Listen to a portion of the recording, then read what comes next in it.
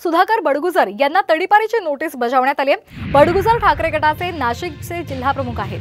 काल शिंदेंच्या शिवसेनेच्या मेळाव्यामध्ये नाशिकचे पालकमंत्री दादा भुसे यांनी आपल्या भाषणामध्ये बडगुजर यांचं नाव न घेता सलीम कुत्तावर मुख्यमंत्र्यांचं लक्ष असल्याचं म्हटलं होतं आणि त्यानंतर मुख्यमंत्र्यांनी सुद्धा आपल्या भाषणामध्ये भुसेंच्या वक्तव्याला दुजोरा दिला होता आणि त्यानंतर आज सकाळीच नाशिक पोलिसांनी सुधाकर बडगुजर यांना तडीपारीची नोटीस काढली आणि त्यामुळे आता राजकीय विरोधातून ही कारवाई झाल्याची चर्चा रंगलेली आहे।